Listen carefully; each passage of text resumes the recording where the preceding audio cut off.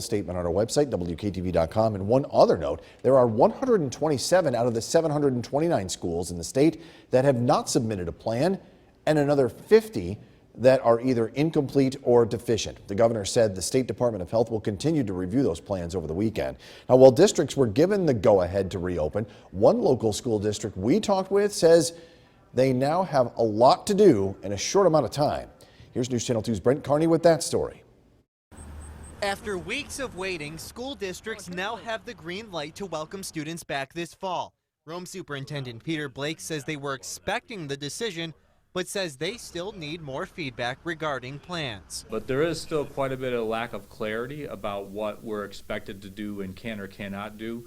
And I don't know that that's going to come, and I really, it feels like we're all going to be left to our own devices to make good decisions for our communities. The district's plan calls for hybrid learning for grades 7 through 12 and in-person and remote learning for grades K through 6. But Blake says parents ultimately have a say in whether their kids will be in school or work remotely.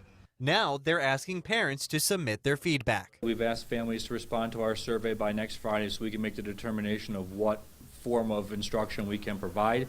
And we also have informed families that if they choose to learn remotely, that choice will have to hold true until at least the end of the first semester. The governor saying in his media briefing today that there's still a lot of stress and anxiety with both teachers and parents regarding schools reopening in the fall. That's why the governor is telling districts to make sure that parents and teachers are at the forefront of this conversation. Have to communicate with the parents and explain the plan and answer the questions of the parents. To do this, the governor is asking districts to hold at least 3 different public forums with the community regarding the plan.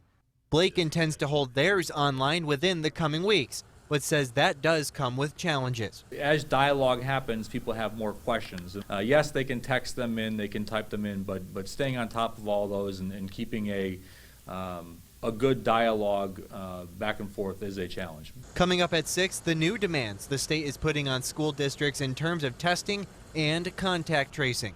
In Rome, Brent Carney, News Channel 2. Time now for a first look at the forecast.